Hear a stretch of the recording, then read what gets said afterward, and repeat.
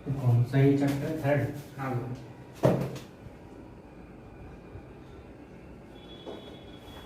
Nature of goodwill. पहली चीज ये पता होना चाहिए गुडविल होती क्या है। 11th में हमने पढ़ा था ये गुडविल पहली चीज ये इंटेंजिबल एसेट है ना। अब इंटेंजिबल किसे कहते हैं? वो एसेट जो दिखाई नहीं देती, नॉट सीन एंड टच, ठीक है, उसको हम क्या बोलते हैं? इंटेंजिबल, जिसमें आपका गुडविल भी शामिल था और पेटेंट्स वगैरह, ट्रेडमार्क, ठीक है। एक और है सॉफ्टवेयर। ये सारे क्या थे? इंटेंजिबल एसेट थे, ठीक है। बट हमें ये सारी चीजें तो पढ़नी नहीं है, हमें क्या पढ़ना है? सिर्फ गुडविल के बारे में पढ़ना है ना। तो अगर गुडविल का एक सिंपल सा मतलब यही होगा कि अगर किसी भी कंपनी की रेपुटेशन मैटर करती है, कंपनी की रेपुटेशन कुछ भी हो, ठीक है ना, हमें यही पता करना है कि कंपनी बिना गुडविल के कोई भी कंपनी ठीक से नहीं चल सकती। रेपुटेशन मैटर करता है। मैं अगर आपको इस तरीके से रिप्रेजेंट करूं कि ये एक शॉप है और ये एक शॉप है, ये एक नॉर्मल शॉप है और ये अग्रवाल है जिसका नाम आप बहुत सुनते हो, ठीक है। अब ये नॉर्मल शॉप है और इसका भी सेम वही स्वीट्स वगैरह बेचता है, मिठाई वगैरह बेचता है ना। अब ये अगर 100 रुपए लड्डू बेचे, क्योंकि स्वीट्स भी मान लो, चलो मैं यही ले लेता हूं, और ये 150 रुपए बेचे, हाँ या ना, तो बताओ किसका सेल होगा? तो प्राइस के अकॉर्डिंग नॉर्मल होगा, बाकी अगर प्राइस के अकॉर्डिंग देखा जाए 100 रुपए कम है तो लोग ये खरीदना चाहेंगे, लेकिन ये चीज गलत होती है। लोगों के अंदर ये धारणा हमेशा रहती है कि चीजें कम में हो तो ज्यादा बेची जाती है, लेकिन ये भी देखा जाता है कि यार वो चीज क्वालिटी होगी कि नहीं होगी। क्वालिटी के मैटर में ये बात किया जाता है, जैसे आप देखो कोई भी हम बनाते हैं तो उसमें खोया कैसा है, घटिया खोया है कि नहीं, हाँ या ना। तो उस चीज को देखा जाए तो फिर ये मान लोगों में धारणा आती है कि भाई अगर 100 रुपए का तो खोया बेकार होगा, और ना तो शॉप का कहीं नाम सुना मैंने।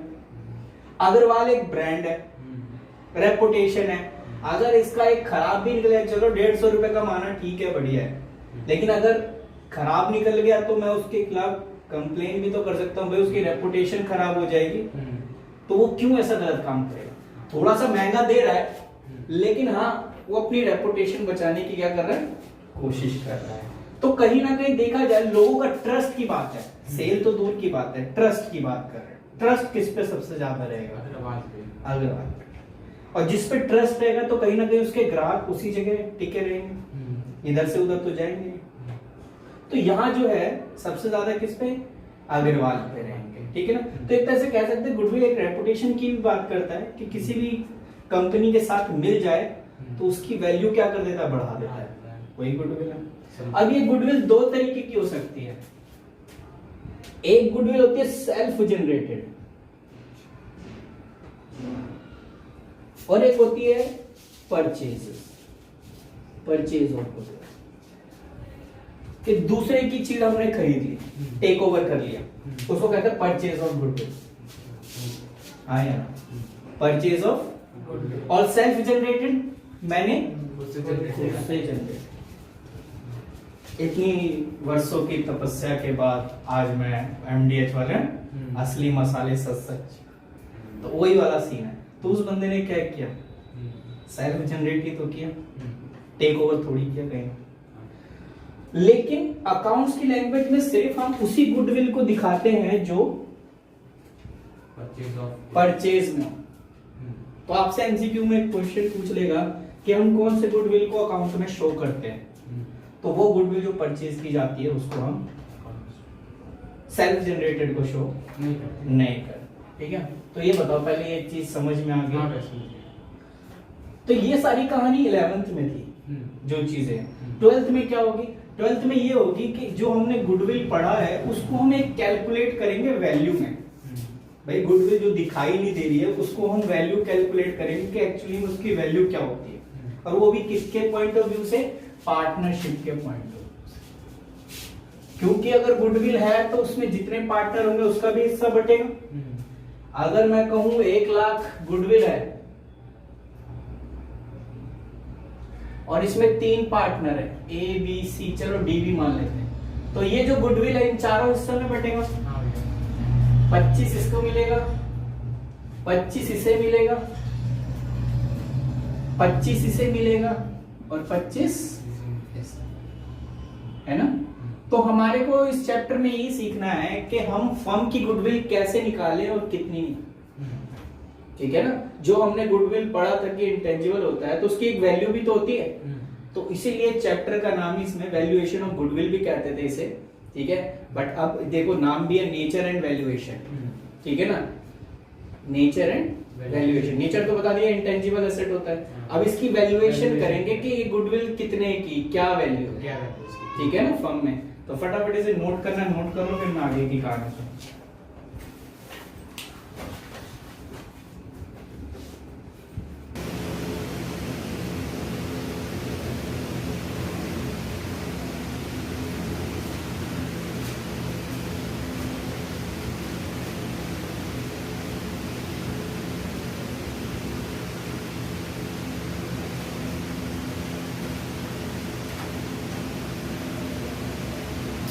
तो ये टॉपिक है need for valuation of goodwill. हमें जरूरत क्यों है, क्यों करें हम, क्या जरूरी है ये सब करने की। तो बिल्कुल जरूरत होता है। 6 केस लिए गए थे, मैंने यहाँ से 5 केस को डिस्क्राइब कर रहा हूँ ताकि आपके पॉइंट ऑफ व्यू में पूछा गया क्वेश्चन है ना। पहला है कि when there is change in profit sharing ratio. जब भी फर्म में, अब एक फर्म है उसमें पहले 2 पार्टनर थे, ठीक है, अब पहले उनके बीच रेशियो 3:2 थी, बाद में लगा कि नहीं जी ये 3:2 रेशियो अच्छा नहीं है, हम ऐसा करते इसे इक्वल बांट लेते हैं। तो यानी जब भी फर्म में रेशियो चेंज होगा, रेशियो चेंज होने से गुडविल भी इफेक्ट होगा, और इसीलिए हमें गुडविल को क्या करना पड़ेगा, कैलकुलेट करना पड़ेगा। एक रीजन तो ये होगा। दूसरा रीजन ये कह रहा है कि व्हेन न्यू पार्टनर एडमिटेड, अगर नया पार्टनर भी कंपनी में ऐड होता है, पहले ए बी थे, अब सी एज अ न्यू पार्टनर, सी जो है एक नया पार्टनर है, उसको कंपनी में ऐड कर लिया। अब जब हमने सी को एडमिट किया तो पहले 2 थे तो गुडविल भी 2 में बढ़ती, लेकिन अब 3 हो गए हैं तो अब गुडविल कितने हिस्सों में बढ़ेगी। इस वजह से, और जो नया पार्टनर आता है ना तो अपने साथ कुछ गुडविल और लाता है, तो कुछ गुडविल और लाया, पुराना था, एक वैल्यू करनी जरूरी होगी कि अब नेट फर्म में कितनी गुडविल बची हुई है, इसीलिए इस समय भी हम कैलकुलेट करेंगे। ऐसा भी हो सकता है कि कोई पार्टनर रिटायर हो गया या कोई पार्टनर मर गया, तो जहां पार्टनर बढ़ सकते हैं तो वहां पार्टनर कम नहीं होंगे, और पार्टनर कम होंगे तो भी हमें गुडविल कैलकुलेट करना पड़ेगा, ठीक है। ओके, उसके बाद 4th पॉइंट में क्या है, 2 और मोर फर्म अमलगमेशन। ये अमलगमेशन में एक अलग से चैप्टर है, जब ग्रेजुएशन में पढ़ोगे ना, अमलगमेशन एक चैप्टर है। अमलगमेशन का मतलब होता है कि जब 2 कंपनी मिलकर एक हो जाए, जब 2 कंपनी मिलकर, 2 या 2 से ज्यादा कंपनी मिलकर क्या हो जाए, एक हो जाए। अब 2 कंपनी की गुडविल अगर एक हो जाएगी तो फिर कैलकुलेट तो करना पड़ेगा कि नेट कितनी गुडविल हुई है, तो उसके लिए भी हमें जो है गुडविल को कैलकुलेट करना पड़ेगा। और लास्ट है व्हेन पार्टनरशिप फर्म सोल्ड। पहले ये डिसोल्यूशन था, ठीक है, डिसोल्यूशन का मतलब है खत्म हो जाना। जब फर्म खत्म हो जाती है तब भी वैल्यू करते हैं, और यहाँ अब नया वर्ड चेंज हो गया है, ठीक है। पुरानी बुक में डिसोल्यूशन लिखा हुआ, नई बुक में लिखा हुआ है व्हेन पार्टनरशिप फर्म सोल्ड। यानी जब हम किसी को बेच देंगे अपनी फर्म, तो उस समय भी तो कैलकुलेट करना पड़ेगा कि हमारी गुडविल कितनी की है। मैंने अभी आपको एग्जांपल बताया कि अगर मैं अपना अग्रवाल स्वीट बेचूंगा तो मुझे ये तो कैलकुलेट करना पड़ेगा ना मेरे पास कितनी गुडविल है, तभी सामने वाले से लूंगा, आया ना। तो ये कुछ पॉइंट्स थे, इसलिए हमें वैल्यू करनी पड़ती है। ये 1 मार्क्स में एमसीक्यूज में क्वेश्चन पूछ लेगा कि इनमें से कौन सा है जो वैल्यूएशन ऑफ गुडविल के लिए परफेक्ट है, समझ लो। तो क्या पता तीनों दिया और चौथे में लिखा ऑल द अबव, ठीक है, तो ऑल द अबव वाले पे टिक लगा देना। अब हमारे पास कुछ मेथड है, method of calculation of goodwill. ठीक है, तो मेथड हमारे पास 3 मेथड है। पहले मेथड का नाम है average profit method. Average profit method, इस मेथड का नाम है एवरेज प्रॉफिट मेथड। अब ये क्या कहता है, क्योंकि 1 बाय 1 एक एक करके एक्सप्लेन तो करेंगे। एवरेज प्रॉफिट मेथड में आप ऐसे देख सकते हो, सपोज करो आपको 4 साल का प्रॉफिट ये दिया हुआ है, 2017, 2018, 2019, 2020। इसका प्रॉफिट दिया 50,000, ये दिया 20,000, ये दिया 15,000 और ये दिया हुआ है आपका 35,000। ये भी प्रॉफिट हुआ, 2017 में प्रॉफिट हुआ, ये भी प्रॉफिट हुआ, ये भी प्रॉफिट हुआ और ये भी प्रॉफिट हुआ। ठीक है, अब आपसे कह रहा है एवरेज प्रॉफिट निकालो। एवरेज प्रॉफिट का फॉर्मूला होता है sum of total profit divided by total number of year, total number of years. तो आप क्या कर लो, इस सब का सम कर लो, 50,000 प्लस 20,000 प्लस 15,000 और प्लस 35,000, 1,00,000। तो और डिवाइड कर देंगे, कितने साल का दिया हुआ, 4 ईयर डिवाइडेड बाय 4। ठीक है, कितना आ जाएगा ये आ जाएगा 1,20,000। डिवाइड कर देंगे 4 से, 30,000। ये क्या है आपका एवरेज प्रॉफिट। इसको बोलेंगे जो 30,000 निकल के आया, क्या है ये एवरेज प्रॉफिट निकल के आया। ठीक है, लेकिन गुडविल नहीं निकल के आया। गुडविल तो अब निकालेंगे, क्योंकि गुडविल का जो फॉर्मूला होता है, और ये गुडविल ऑफ द फर्म निकल के आएगा, किसी पार्टनर का नहीं निकल के आया, गुडविल ऑफ द फर्म। ये पूरे फर्म का गुडविल निकल के आता है, जिसके लिए जो आपने एवरेज प्रॉफिट निकाला है, एवरेज प्रॉफिट इनटू में नंबर ऑफ ईयर परचेज। ठीक है, कि गुडविल कितने समय के लिए आपने परचेज कर रखी है, नंबर ऑफ ईयर परचेज। ठीक है, तो एवरेज प्रॉफिट कितना है आपका 30,000। और ये जो नंबर ऑफ ईयर परचेज है, ये क्वेश्चन में दिया हुआ होगा, ये क्वेश्चन में दिया हुआ होगा, चाहे 2, 3, 4 जो भी कुछ दिया हो। मैं चलो सपोज करता हूँ यहाँ 3 दिया हुआ है, तो 3 इसमें मल्टीप्लाई किया, कितना आ गया आपका 90,000। इसको कहेंगे ये है गुडविल ऑफ द फर्म। है इजी। ठीक है, आपको प्रॉफिट दिया होगा और उसमें से बस आपने क्या करना, उसका एवरेज निकाल के मल्टीप्लाई करना। ठीक है, अच्छा ऐसा भी तो हो सकता है कि सपोज करो ये 20,000 का लॉस हुआ। पहली कंडीशन थी जिसमें सारा प्रॉफिट हुआ। दूसरी कंडीशन ये हो सकती है, कंडीशन नंबर 2, कि पहले साल यानी 2017 में प्रॉफिट हुआ, 2018 में लॉस हुआ 20,000 का, फिर 15,000 का प्रॉफिट, फिर 35,000 का प्रॉफिट। तो क्या करें, तो जहां लॉस हुआ है उसे क्या कर देंगे माइनस, क्योंकि लॉस तो प्रॉफिट को कम कर देता है, और बाकी सारे प्रॉफिट को क्या कर देंगे। और जब हम इसे करेंगे तो ये हमारा निकल के आएगा 1,00,000 और डिवाइड कर देंगे 4 से। 4 से करना, 3 से मत करना, ये सोच के कि भाई अगर प्रॉफिट 3 साल का हुआ है तो नहीं, लॉस के भी ईयर को कैलकुलेट करेंगे यहाँ पे। तो 4 तो काटा, कितना आया 25,000। ठीक है, और यही अगर हम 25,000 यहाँ रख दें, नंबर ऑफ ईयर परचेजेस 3 है, 25,000, 25 दिए 75। तो नई गुडविल जो जनरेट होके आई 75,000। अब बताओ क्लियर है कि नहीं है? लेकिन इतना हलवा पेपर में नहीं आएगा, कुछ तो थोड़ा सा टफ दे, तो वो टफ तभी क्लियर है जब आपका ये बेसिक क्लियर हो। ठीक है ना, तो पहले उतारो, उसके बाद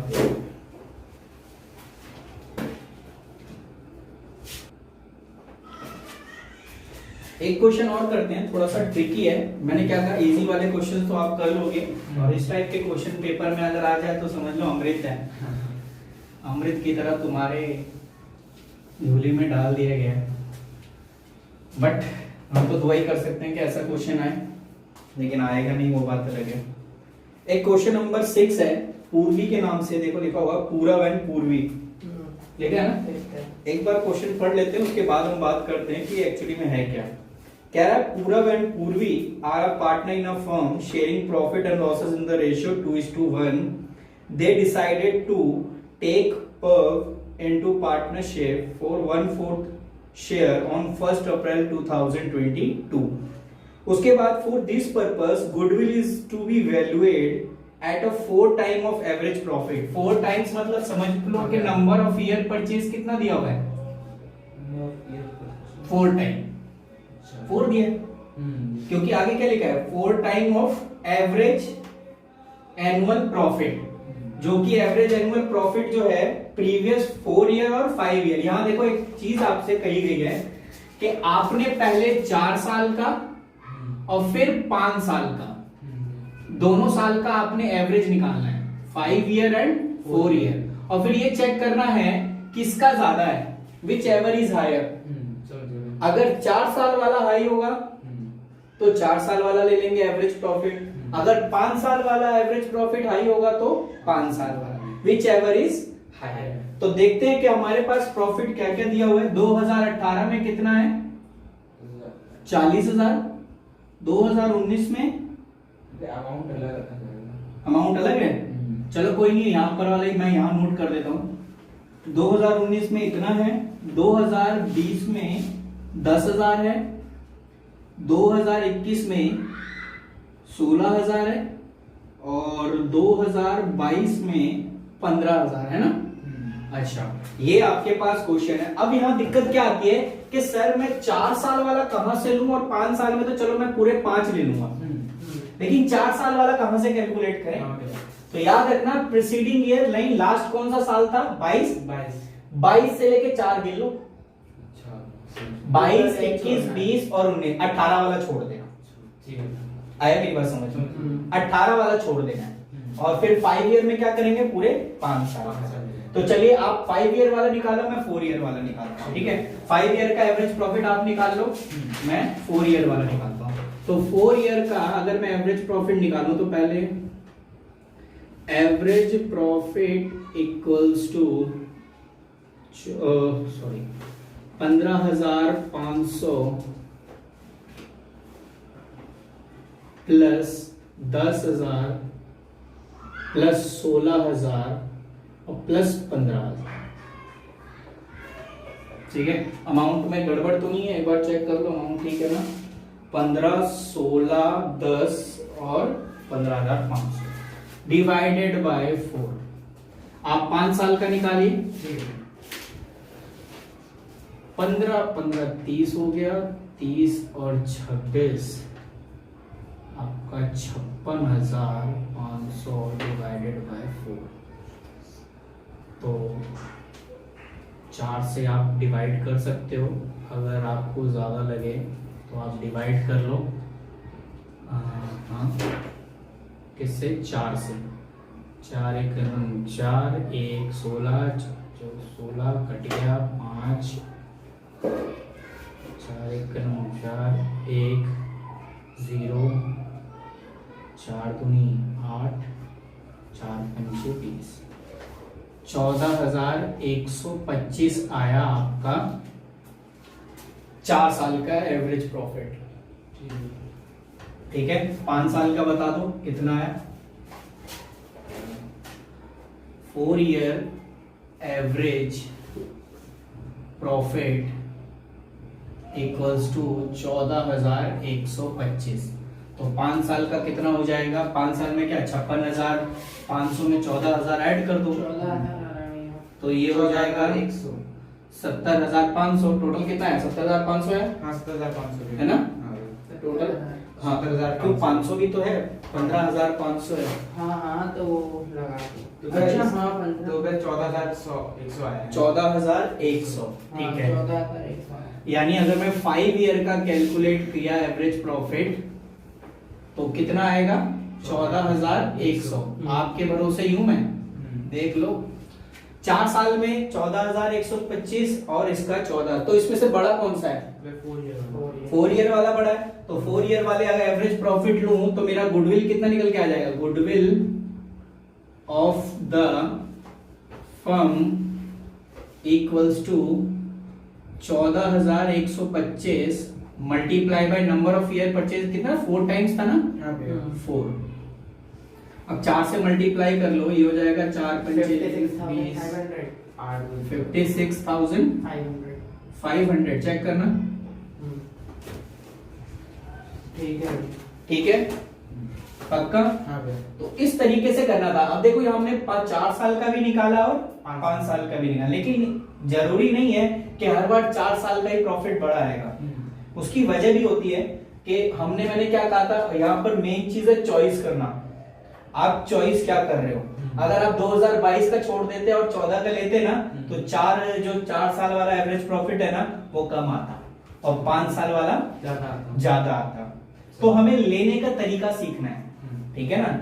4 साल बोले तो आपको जहां से आपका एंड खत्म हुआ है प्रॉफिट का वहां से 4 साल गिन लो, पीछे वाला छोड़ दो, उससे कोई मतलब नहीं। और जब टोटल करें तो टोटल में और फिर विच एवर इज हायर, 4 साल वाला बड़ा था या 5 साल वाला? तो 4 साल वाला बड़ा था तो उसी से हम 4 टाइम्स मल्टीप्लाई कर देंगे। क्वेश्चन में 4 टाइम्स लिखा कहां पे है? देखो 4 टाइम्स ऑफ एवरेज प्रॉफिट लिखा है, जरा दिखा दो भाई कहां लिखा हुआ है एवरेज।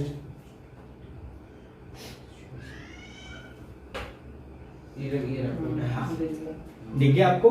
4 टाइम्स ऑफ एवरेज है ना? तो लिखा है ना 4 टाइम्स। मैंने क्या कहा था आपको, ये number of year purchases goodwill दिया हुआ, बस हमें क्या करना है एवरेज निकालना है और नंबर ऑफ ईयर परचेजेस से मल्टीप्लाई करना है। बस 4 टाइम्स लिखा है, 4 इयर्स थोड़ी था। 4 टाइम्स का मतलब वही हो गया ना कि आपके एवरेज प्रॉफिट का, चलो मैं अगर इसकी हिंदी एक्सप्लेन करूं तो ये कह रहा है एनुअल एवरेज प्रॉफिट का 4 गुना। 4 टाइम्स मीन क्या होता है? 4। तो 4 गुना मींस मल्टीप्लाई। हां मैं भी तो वही कर रहा हूं। ईयर नहीं दिया तो क्या होगा, लेकिन अगर लैंग्वेज समझे तो वही है ना, ठीक है ना? मैं भी कह रहा हूं उसमें ईयर्स नहीं दिए, लेकिन ईयर्स को भी तो हम क्या करते हैं मल्टीप्लाई करते हैं। ये थोड़ी करते हैं कि सर डेज में निकालते हैं 365 निकाला देन मल्टीप्लाई, ऐसा तो नहीं करते ना, वो चीज नहीं है। ठीक है, क्लियर है? अभी उतार लो, अब उतारना है ठीक। 5 साल वाला आपने उतार लिया है, 4 ईयर वाला उतार लो ताकि इसमें प्रॉपर आपका क्वेश्चन कंप्लीट हो।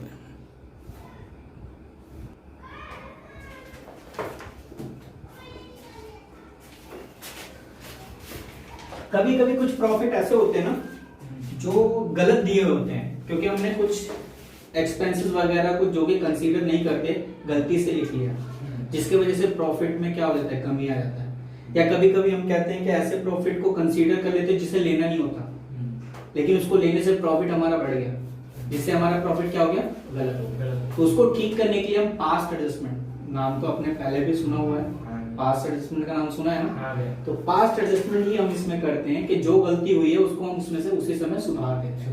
तो क्या चीज प्रॉफिट में प्लस करना है ताकि वो सुधर सके, और क्या चीज हमें माइनस करना है जिससे प्रॉफिट ठीक हो सके। ठीक है, तो मैं वो पॉइंट बता रहा हूं जो कि गलती हुई होगी लेस करने से, तो उसको ठीक करने के लिए हमें उसे ऐड करना पड़ेगा। ठीक है ना?